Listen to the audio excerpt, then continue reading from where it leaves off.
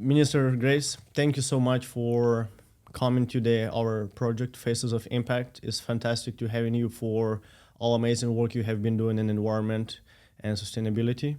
And very excited to hear more about your life and your journey to where you at and how you started.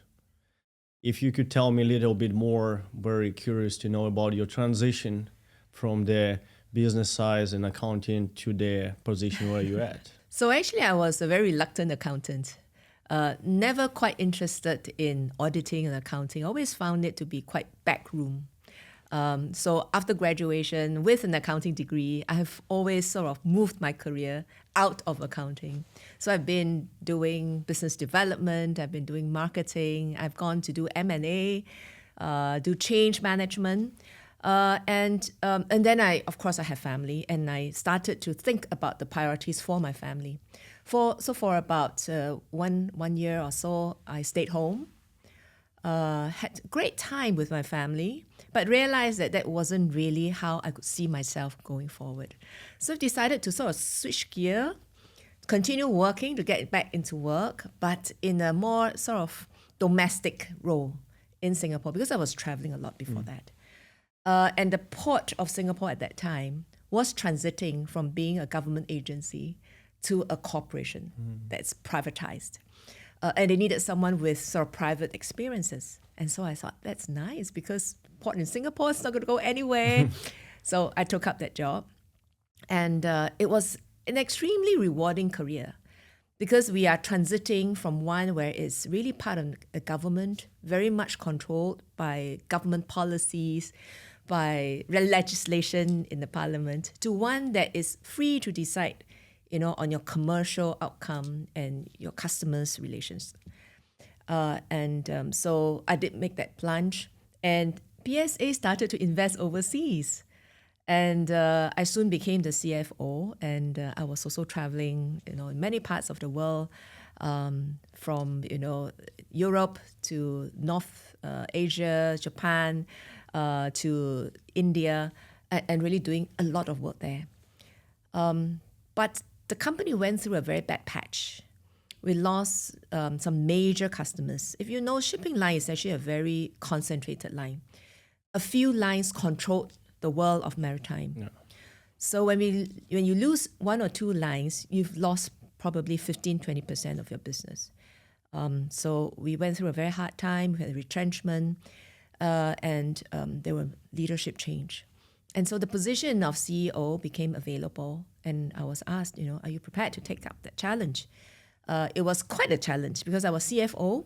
I was very much involved in the business, but really from a finance point of view. And of course, it's a risk, because it's a very unstable business environment at that time. You've just lost two lines. You have excess capacity. You have just retrenched. Your people are all demoralized, and you are at risk of losing more customers. But I thought that, being a Singapore company, and Singapore is known to be the largest port in the world, I should take it up. I should have a go at it. So I took up that challenge, became the CEO, ran it, stabilized it, formed new relations with customers, formed new joint venture with customers, and built up morale of the team, and we started expanding again. And so I think that achievement was noted by the political leaders, and I was asked to join the party. I was really not very keen in politics, to be very honest, because as a mother with a full career, it was already a very busy life. But then I thought about it and said that if I rejected this opportunity, I would not be able to face my children. First, I have to stop criticizing the government because, you're given a chance and you didn't take it up. Second, I think, I really owe it to my children to give this opportunity a go, because it is their future that I'm able to shape. Being a CEO of a company, you do well, you have business, you have financial rewards. Influence is limited to that of the company. So I thought that the ability to have a wider perspective, wider influence was something that I really wanted to do. So I took up that, and The rest is history. That's interesting. And I also saw you transition in many different positions and offices within the government as well. Did you decide that yourself, which position you take in, or it was more offer for you and you just decided you want to accept it or not? Very often is the latter. Because of the need to have a comprehensive and complete team. It's a bit like, forming a football team, and you need someone that do the forward, the defense, and so on. But you shaped the role that you're going to be in, because in the process, you build up your own experience, your expertise, and your strength. And so, the team will tend to put you in the area where you're strong in. So I find myself, into Ministry for Sustainability and Environment, because I think this ministry has a combination of both operational challenges, very near term, very day to day, like making sure that there's no food poisoning, that's public hygiene that's protected, to something that is very long, very analytical, very long horizon work, and also a good amount of international engagement, international influencing to do. And I think I have strength because of my past experience in the CEO, running businesses of 10,000 people, several billion in turnover, international business because I was, we had, several investments overseas. And that has given me the exposure, the international exposure that's, helpful to my job. So I think my past experience has sort of add up and nudged me in that direction. Yeah, brought as well. you where you are. Yeah, and actually you mentioned about the food, and the first thing that I saw when we arrived to Singapore was my first time. We get a coffee and they say they don't have a sugar. And then they show that they have different sign, different colors for the amount of sugar they have. I'm like, this is amazing. You actually can see amount of sugar you have to be more healthier, Like from other side in US, of course, it's they don't show any sugar you have. They even hide it. They change the name of the sugar to different chemicals, and then you ended up with 50 grams of sugar. So like everything about the Singapore, I'm first day here and I'm already amazed. How clean is it? How beautiful is it? And of course, food safety is really part of our policy watch. We want to make sure that the food that gets into, the population is healthy, it's safe, it's also something that it meets our needs. So we pay a lot of attention on food safety, but food safety has to go hand in hand with food security. So looking at supply disruption during COVID, it gives us some concern. And with climate change, it's actually causing production of food to be very volatile, pricing to be very volatile. So we really want to think about, from a climate action, adaptation point of view, how do we address this issue of food security and food safety for our people? But in general, the Singapore, even if you talk about the environment, I've been traveling many countries all around the Singapore. I haven't been in here, but the moment I land here, the huge difference that you see from every country around here is very impressive. How green is it? It looks like it's a different planet. It's somewhere in the sky, and you live in the different planet. It's amazing. In many ways, we're forced by circumstances.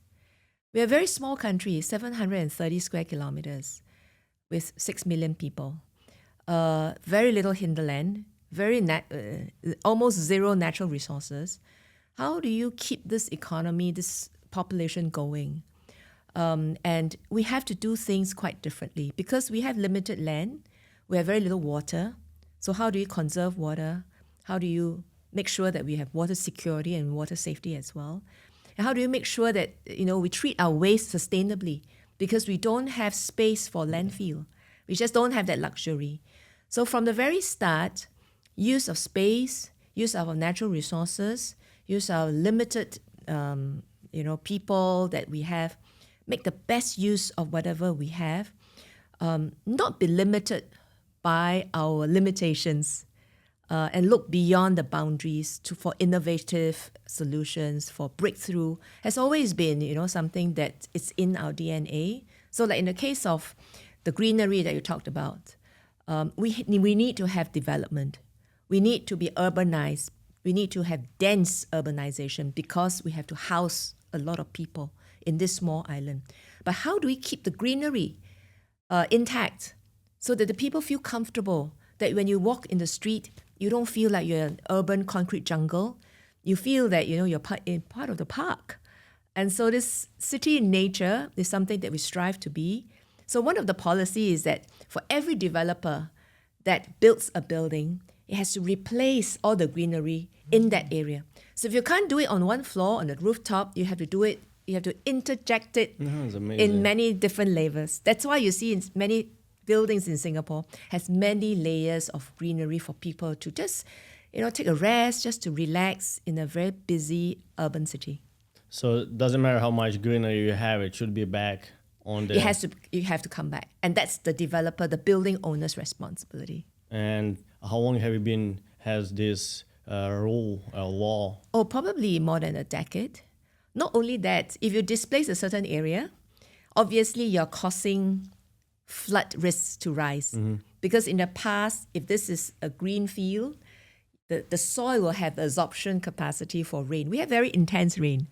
If you've been to Singapore, you know, we almost have, one every 2 days, you get a really, really strong, thundery storm in Singapore. And so when you have this intense rain coming, and you replace the green field with a building, a tall building, you're going to cause a lot of water to run into the street. So actually, we require the building owner to also have retention pond at the basement, at the lowest part of the building, take in the water, hold it for a while, and then discharge it, moderate the flow so that the rain doesn't inundate our drainage system. So you control this small ecosystem around. Yeah. The concept is a bit like producer responsibility. Because you took away something from this earth, you got to put it back as the building owner. You have to put back the greenery. You have to put back the capacity to store water. So you have to basically, undo the kind of impact that you have on the environment. Yeah, I think that's why Singapore has been seen as a leader in many environmental projects, the sustainability. I wish many countries, not many, all of the countries around the world could take this from the Singapore and apply it to them, because many of the countries small also as the Singapore, but you don't see anything like this. Some of the cities you walk and you don't see trees for like 10, 20 minutes. And I'm like, you can't even breathe. It feels like you suffocate in there because all the reflection of the building is hot. It's nothing that sun they're reflecting from the building just coming up directly to you, and if you don't have any greenery. Indeed so, because the heat intensity is going to rise with climate change. And if you feel hot now, I think in 5 years, 10 years' time, it's going to feel even hotter. And so we hope that our experience in urban planning, our experience in city planning can help other cities. And we do a lot of work in that area, working with C40, the top cities around the world, to share experiences on urban planning and urban management, from designing building, designing parks, to water management, to waste management, really to try to see how human as a race can live sustainably on this earth, along with wildlife, along with greenery.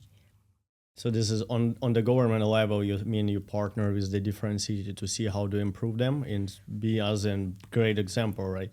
There are some that is sort of an NGO that's pulling us together. There's some association like C40. At the same time, at the ASEAN level, which is Southeast Asian countries, we do get together from time to time to study each other's experiences. We have a program called Sustainability Action Package that we basically fund developing countries to come to Singapore to share our experiences with them. We see that our experiences, although not all relevant to all countries, but provide some learning points. And in a way, it's really a kind of it's an early sign of what is to come. Because from the onset, we were worried about water availability, because we don't have enough reservoir to store water for ourselves. So how do we conserve water? How do we find new sources of water? And with a rising temperature, with a warmer world, we see more and more countries having to deal with the issue about water scarcity, because it's more erratic now.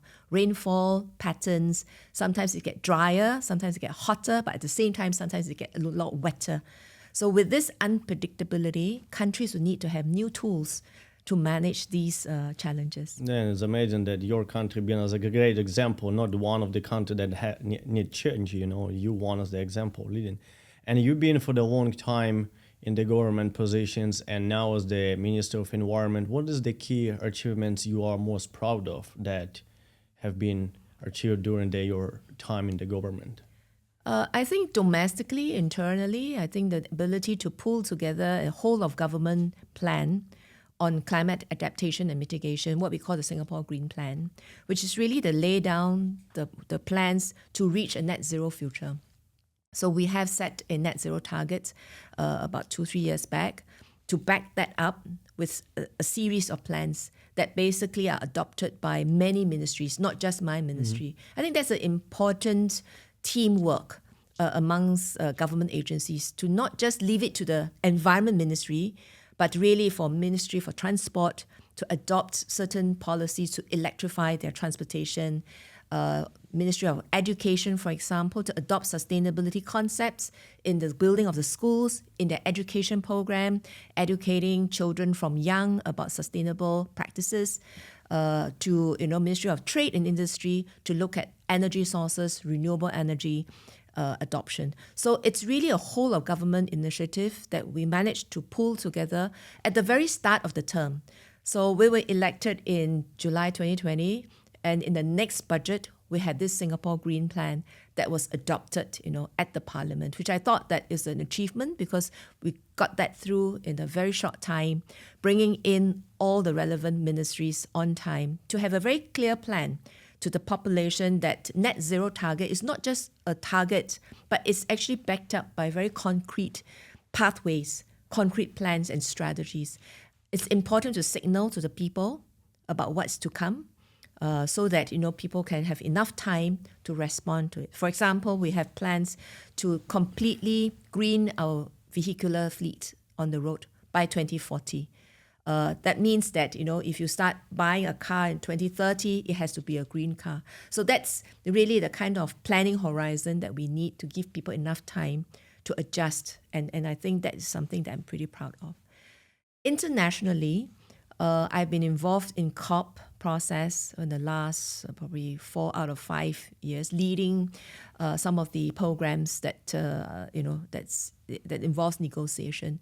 So I have been deeply involved in Article 6, which is really carbon credits, to allow 2 countries to swap carbon credits that has high integrity, that has an impact in climate action. At the same time, allowing capital, money to flow from one to another. That actually has been completed last year at last COP, and I think that will lay the groundwork for cooperation between countries that can be very far apart. Like Singapore, we can cooperate with countries in Latin America, in Africa, or in North Asia, really to look at climate cooperation. As you know, the world needs a lot of finance and capital for that transition, for mitigation and for adaptation. And we cannot rely on traditional sources of grants or ODAs, overseas development assistance, because many developed countries are struggling with their budgets now that they have to pay a lot more attention on security, on defense.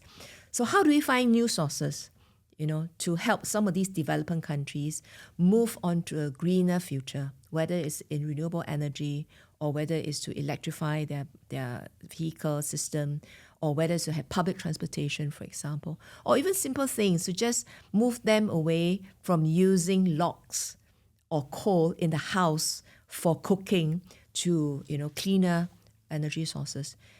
In some of these areas, as near as Indonesia or Philippines, women are suffering because they are smoking, they are breathing in all this smoke that's generated from their cooking, that they have lung diseases at a very young age.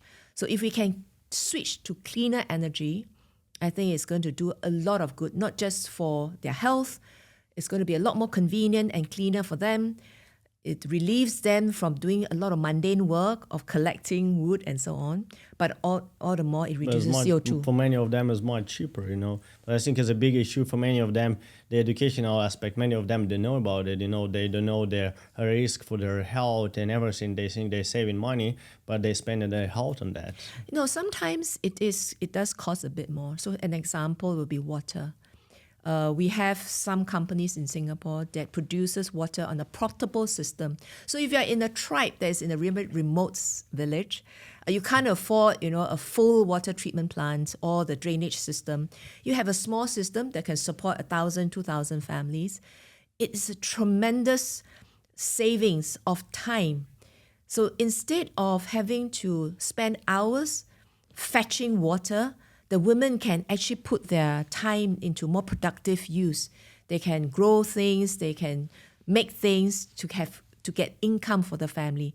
Otherwise, women are always bogged down, are always tied down just to get clean water, make sure that they boil their water, and they get diseases from polluted water, from industries, from mining. So these are all the problems that sometimes we don't see in Singapore, but it's happening around the world. And if we can fund those projects, if we can find some way to encourage companies to fund, not just out of goodness of their hearts, but something more sustainable that is able for them to, count the credits, the carbon credits that they bring about, so that it is sustainable, so that align with owners' interests, investors' interests, then that source of income, the source of capital will be more sustainable, and we can then look at scaling solutions up rather than relying now is purely on philanthropies, on foundations. I think, but the problem is, like you said, the great thing in the Singapore that all the different ministers and government, they partner, they cooperate, to solve the problem. And as I've seen in many different countries around the world, the government, one ministry just saying this is not our issue, this is that ministry issue. They just point finger of each other and don't help in anything. And from other hand, the big corporation, they just think about their revenue, and they don't worry about the people. They just want dollars. So how do you find a solution if the government cannot solve the problem between them, because they think it's each other problem, and the corporation doesn't care? How the normal people just suffer because they don't have solution. Many of them, like for example, Brazil is such a huge and big country with great biodiversity, but 60% live below the poverty, and they don't have education, they don't have access to food or water. How do you help them?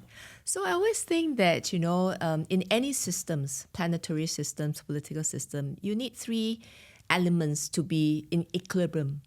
One is economy. Economy will bring you the financial resources to do things. Environment protection. You want to have development, but you want to also protect the environment. But the third piece is very important, which is social inclusion.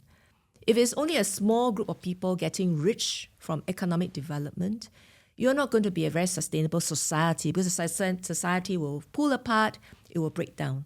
So we always need to look at the equilibrium of these three elements. Very often in some other systems, they do not have the economic progress that's needed to give them the financial resources to do things. They want to look after their people, they want to protect their environment, but where are the resources that enable to do them? So we are trying to find that through a new source of funding. So that is where carbon credits could come in. Singapore funding some of these projects, giving them the resources to protect the environment, giving them social inclusion, because we are working with some of the indigenous community or remote communities. But we work through the local communities. We don't go there because we don't understand the landscape, but we work through NGOs who have a presence there. So we have to do through the political level as well. So this is what I do a lot of time when I meet my counterparts, whether at G20, whether it's at ASEAN, whether it's at COP. I do a lot of explanation about what we could do, we could bring to the table. So when my counterparts listen and understand how it works, especially now that Article 6 is all done, and I would say that in the last few years, every year I have a lot more people coming to me and say, can I partner with you? Can I tap this new source of capital as well? And very often we'll go into some of these very tricky issues that you talked about. How do you make different agencies to work, ministries to work together? How do you bring them together? So my solution to them is that bring them all to Singapore. Don't just bring your ministry's colleagues. You can bring one and then bring them back to explain to the rest of them. No. You got to bring everyone. whoever that's involved in this, bring them together. They can be coming from multiple agencies or multiple ministries. Bring them together, attend the same courses together, and then start to discuss. Use that time in Singapore to build that team that's going to go back and change things. That has been one of the most effective formula. Not ministers, but the officials. They are senior enough to make the policies work, but also they are junior enough to take risk. So have that, when they form the same identity and ideas, then the change can take place when they go back. And we have had successes. We have implementation agreements with 3 countries already, in Papua New Guinea, with Ghana, and with Bhutan. Sometimes when you look at this, you think that it's just 2 ministers signing an agreement. But actually, for this agreement to happen, it would have gone through the system. They would have decided who's to do what would be the regulatory framework, and would have make sure that they have endorsement of the parliament, which means that they would have convinced their elected members, their ministries. That's a very major steps. And what that's done, the gate is basically that you found the key, you open the gate, then the businesses can go in and they can develop and deliver the solutions. Yeah, that's amazing. I wish the more like countries that you mentioned that already signed, I wish more countries, more developed and country in the South and North America and Europe would be more willingly to do that. I can assure you that there are several of them, quite a number of them, that is waiting. Some of them are waiting to get it passed in the parliament. So I would say that in the next 12 months, we can look forward to a lot more from a lot more diverse continents. And this is what I find interesting in my work in the international arena. Carbon credits, cooperation on climate change actually allows us in Singapore to reach out to a much wider group of countries. In the past, if we trade, it tends to be more geographically bound. We trade with region, we trade with neighbors. But with carbon credit, it opens up really a new era of cooperation. So I can do a lot of work in Africa. I can do a lot of work with South America. It's really, the potential is immense. And based on as you said, the new country coming, would you say that the country with the less resources coming because they have to think about, the sustainable future for their country because they are poor, or country with more money, they willingly come forward as well?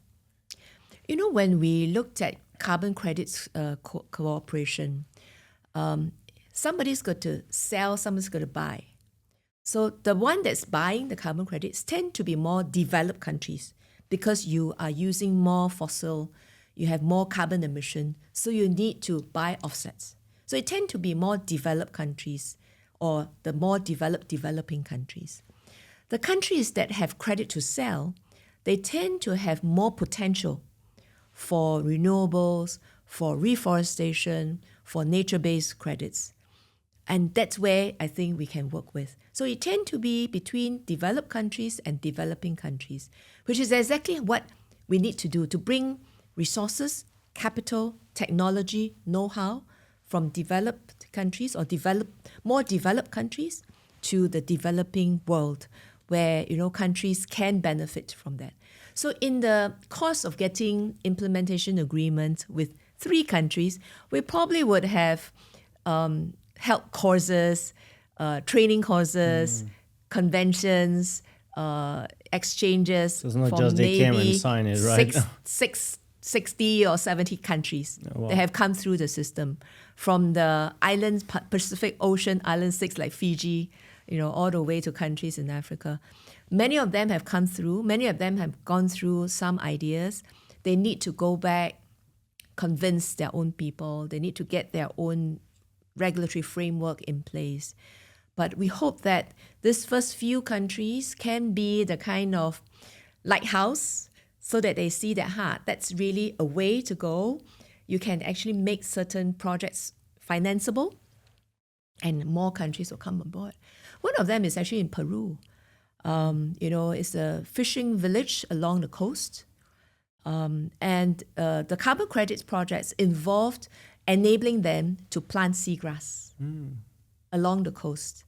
So this will help to sequester CO2 because it increases the absorption capacity of the ocean. It rehabilitates the ecosystem in that coastal area so that more wildlife, more ocean life could grow.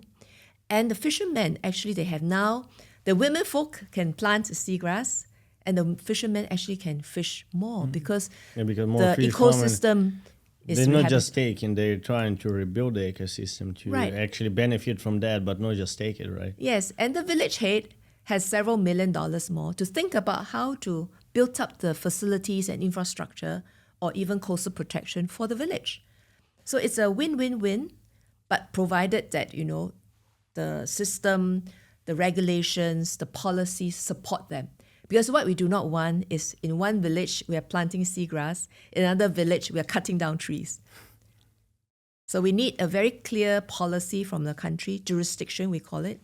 Jurisdiction policies is very important. They need to have a clear NDCs, clear plan towards carbon action. Yeah, I think this was what I saw major issue in US, for example, in Alaska. The native people, they get millions of dollars per year just for, as they say, the white man feels sorry for taking their land. But still, you see one village, they're extremely cautious about how they're living in the middle of, they're using that money to develop, but develop in the very cautious way, And you travel, 50 kilometers to other village, they have same amount of money, but you feel like you're in different world, you're somewhere in the middle of the India, the most dirtiest city. But they are living the same forest, So it's either educational aspect or the government policy, but they are just doing whatever they want in the same piece of land. This is what you're saying. This is very important. You have the same policy, somebody regulated, because you can't have exactly the same village that doing something and another one higher up on the river destroying it. So a very important partner for us is actually the local NGOs. Because I will be the first to admit that we don't know enough about the local community, the local culture, the indigenous, culture. So it's really important for us to find good partners in the NGO sphere so that they are able to bring some of these culture, these practices, and expand it locally. So we talked about planting seagrass.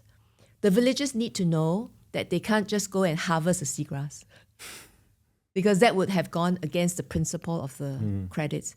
The idea is you have to plant it, you have to maintain it, and you have to keep it growing so that it continue to absorb the CO2, which is what we are paying for, carbon absorption.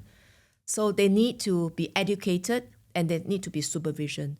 We can't do it, across the world all the time. You need to have NGOs that are down there that will do the education, that will really, think about projects that meets the needs of the local communities. It's not for us to tell them what they should do. They will have to internalize, they will have to think about, they'll come up with a solution that meets their needs. And you also mentioned that many government officials, they need to be bold enough, to take an action or bring that idea to life. Do you think around the world that should be more younger generation politicians or government officials to do that? Because as we see many officials around the world, I don't know, it's either the age or their principles, they just, as you say, not bold enough to do that. So thinking about the young generation, do you think we need more young people in the government to do that change? Young people definitely have a stake in this. I tell my young people that, when you look at net zero 2050 world, they will be in their 50s. At the prime of their life, they will be the CEOs, they will be the ministers, they will be the community leaders leading the charge. So what kind of world would they inherit from us? They might as well shape it now, right? Don't leave it to us to hand over a broken world to them. But, politician basically responds to pressure, political pressure. We respond to the crowd, the population. And there's a reason why, sometimes it's difficult to convince the public, the populace, that this is the right thing to do. And I think this is where young people really have a very important role to really help us to change the mindset of the population, first of their peers, and then the rest of the population, that change is needed when it comes to, climate issues. And no politician, not even young politician, can do well if they are not able to bring the crowd along with them. If you're not able to convince the population, you're not going to be elected. You're not going to be given the power. So how do you convince people? How do you change the mindset in order to introduce the changes that we need? I think it's really, a task for all of us. But young people, they being, of the generation of their peers, for example, has a tremendous advantage when it comes to social media. The fact that I'm talking to you here, you are used to podcasts, you listen to podcasts. The young people are used to their own social media assets and platforms. We are not native, so we need to leverage on their strength to communicate with their peers. So definitely a big influence that they can have on how policies will go, how politics will go. Yeah, now with social media, in one day you can reach hundreds of millions of people. Like Absolutely. today through the social media, you can reach much more people than through TV or radio or any normal media platforms. Because that's why one of the reasons we started this project, because we want to encourage more younger generation, to take some action, not just about the climate, but about their daily life, and as you said, to build a better future, because in 20 years, in 30 years, what future we're going to have, it's depend on what we do now, not just sitting 24 hours in the day in the phone. Because if you see in the phone, you learn something new there, something educational that you're going to see and think, okay, maybe I can do something better in my life, and I think that is not enough of information, or not enough of, I would say, podcasts or just topics to listen. There is enough in the internet, but if you see like Instagram, or the most popular platform like Instagram, TikTok, is just 5 to 10, 20-second videos, which is attention span is very short. How do you use social media and that 20-second of the span of focus that they have in order to give them some information and they learn? You're absolutely right. I mean, social media is a tool, but what is the content? That's the point, right? How do you use the tool of social media to good effect in changing the world and pointing us to a better future? So how do you bring the content on climate, for example, to the rest of the youth out there? You talked about, a reach of several 100,000 or millions. Indeed so. But there are many voices out there. They are sending different messages to the different millions of people. And sometimes it's a very fractious view, because the viewpoints get multiplied and magnified as well. So it's really for us to not just have the content, not just have the platform, but also a convergence on what the world needs when it comes to climate. I think we need to converge, we need to bring everyone to realize that actually we cannot carry on our way of life any further, because as it is, the world has warmed significantly. The ecosystem, the biosystem is changing, sometimes permanently.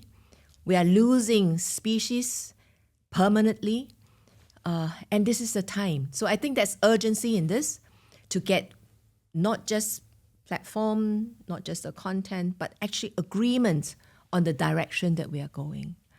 We're like sitting on a bus that is heading towards a cliff, And many people just sitting on their phone, too busy to see where are we heading to. Some people want to go left, some people want to go the front because there's a beautiful scenery right in front, there's a canyon in front.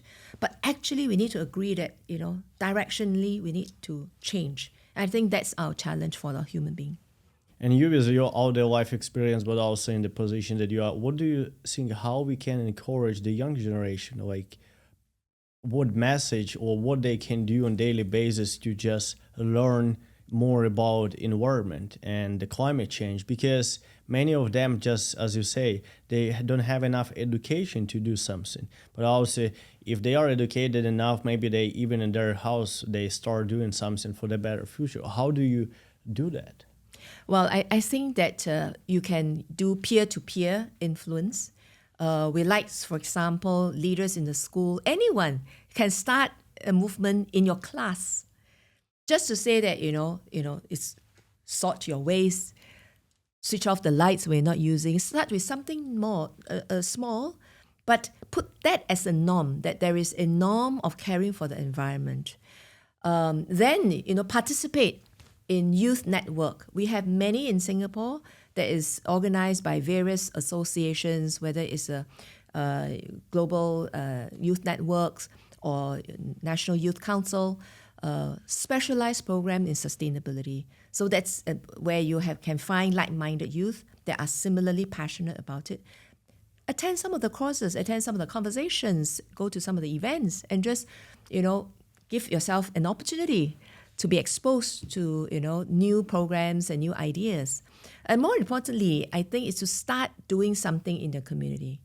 We have a funding scheme in Singapore, we call it Singapore Eco Fund, that allows anyone, individual, some small amount of resources to start a project in the community, in the school, in your church, in your mosque, in your neighborhood, anything that can help with sustainability. Yeah, so basically focus on environment and sustainability, right? Yes. That's amazing. I mean, yeah, when the government does encourage people and help, it's much easier than you want to do something but you have zero resources and you cannot get not just financial but any support from the government.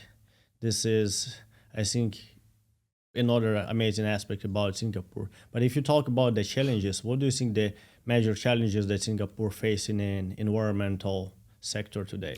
For us, I think the biggest challenge is really on mitigation. We want to reach net zero, but we have very few options as far as renewable energy is concerned. So as you know, we are a very dense city, we are highly industrialized, we have a significant petrochemical as well as manufacturing sectors that mostly export out of Singapore. How do we find a replacement fuel that is greener and cleaner and more friendly to the world? That's our biggest challenge. We have to look at possibly importing some renewable energy through cables, through a regional grid.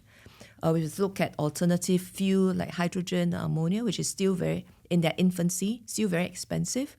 We are installing as many solar panels as we can. But because of the limited size of our land area, it's just not going to give us a lot. Then how do you do, improve energy efficiency? These are all ways that we are looking at, including possibly the deployment of nuclear.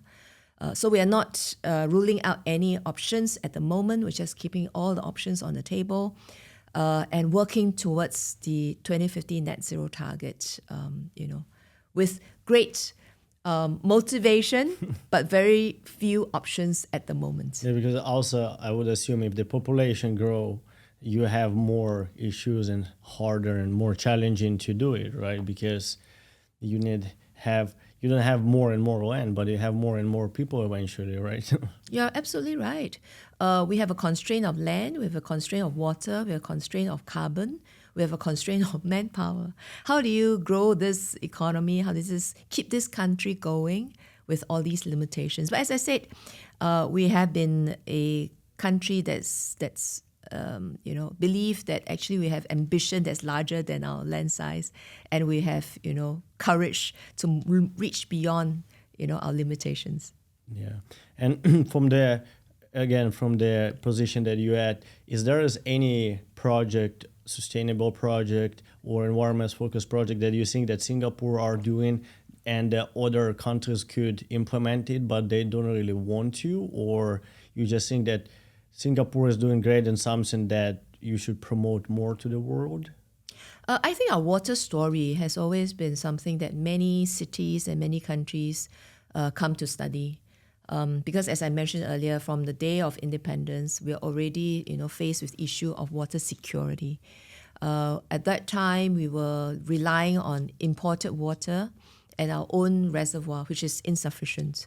So how do you have sort of sovereignty and yet rely on something so basic from your neighbor? That was the challenge, political challenge for us. So we decided from the very start that we need to find new sources of water.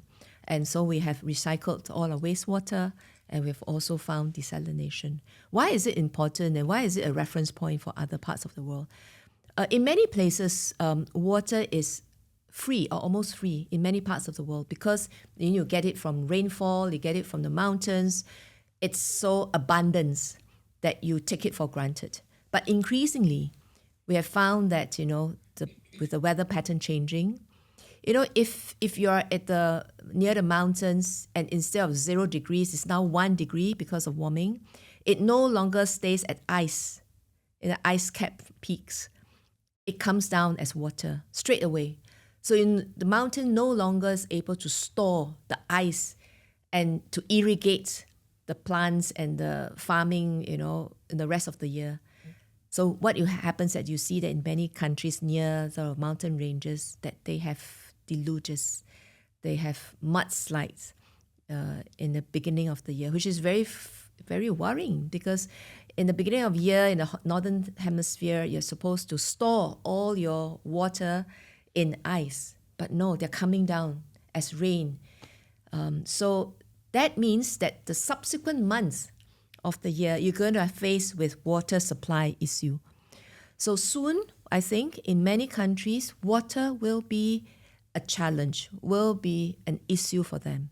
And I think that's where I think the water management philosophy, the management governance system, the technologies that we have here could be something that's of interest to other cities and other countries. Yeah, and I think many countries, they just don't realize that many politicians I heard before, they saying that 1 degree make no big difference, they're just a little warmer somewhere.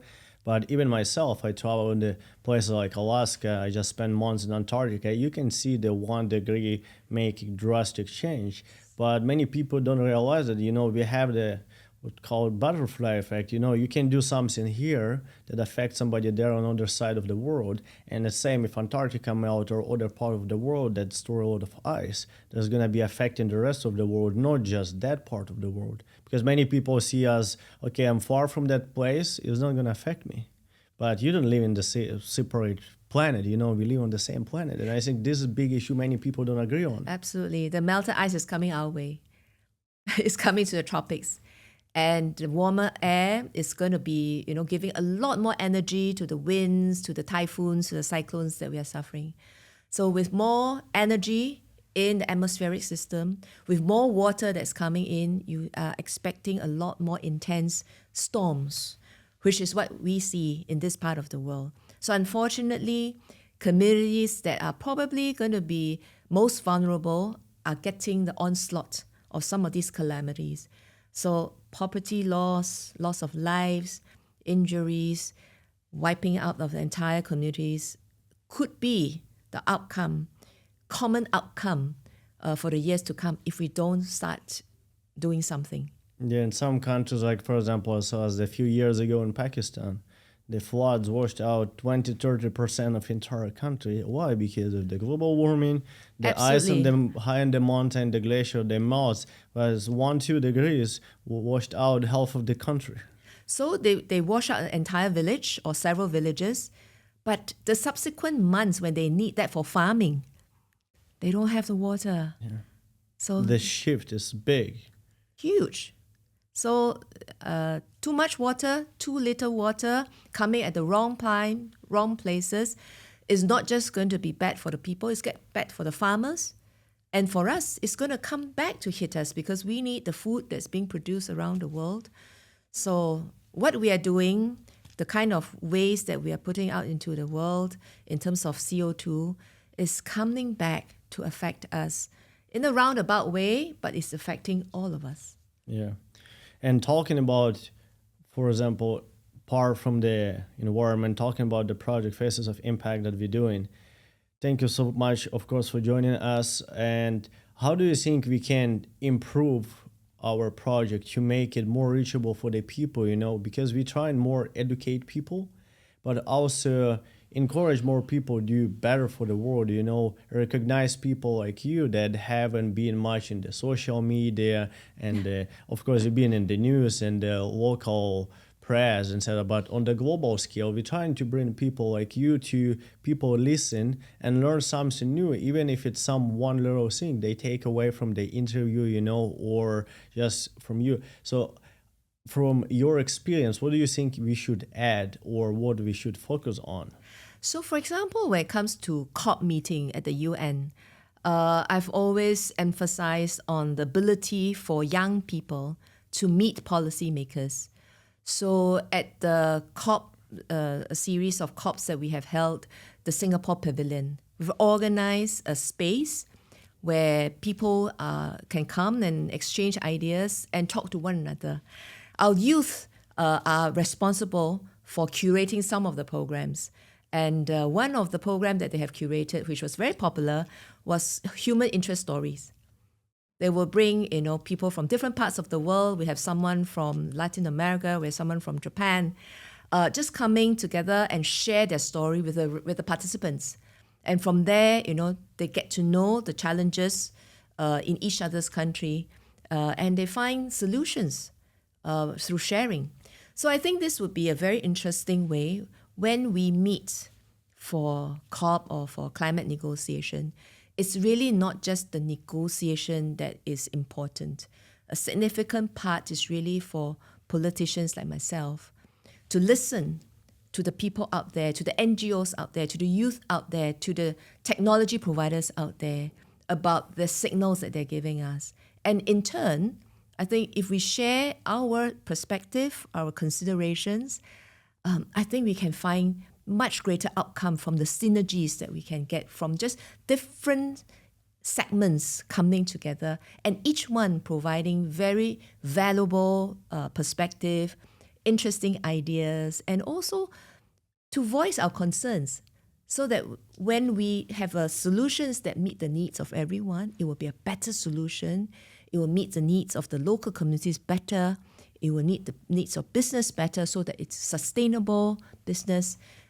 Then I think we can scale up the solutions. Yeah, and I think that can create a greater impact because, again, I heard many times even before starting participate in any of them, the COP or World Economic Forum, you just hear people say, partially it's true, they just suits coming together, they talk, very excited about things. 2-3 months after, nothing happened. Everything they're just gonna send, and then they get ready to meet again for the next year, but you don't see any change. And I think the younger generation, like in the events and the pavilions, like you're saying, they are more excited. They coming together. They have more energy. They have maybe more time to do stuff. They are more excited to do something. My own personal view is that what's going on outside the negotiation room is as important as what's going on in the negotiation room, because policymakers by themselves, they could come up with some agreement, but it is no use if it's not implemented. And we need all segments of the population, all parts of the society to make that happen, whether it's businesses, whether it's communities, whether it's individual consumers like ourselves. So we need to find ways to implement whatever that we've negotiated. Otherwise, they'll just stay as targets on the papers.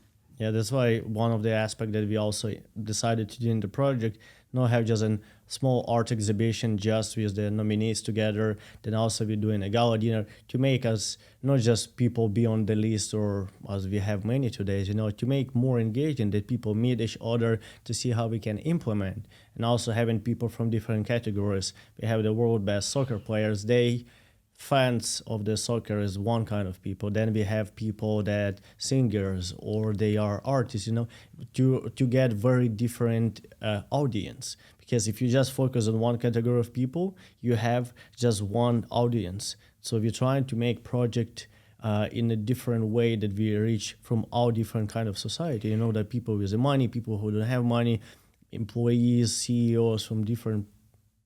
Yeah, I've seen some, music groups that have made sustainability really their calling card. And it's such impactful, right? Because you go to a concerts, they will tell you that, I have done this thing to make it more sustainable. The way that I do my shows, the way that I make it that's, remove plastics, for example. That sends a signal to all the concert goers. And the concert goers will be impacted. And so the multiplier effect is really quite tremendous. So you're absolutely right that we need all segments, whether it's sports or arts, to really be part of, the action.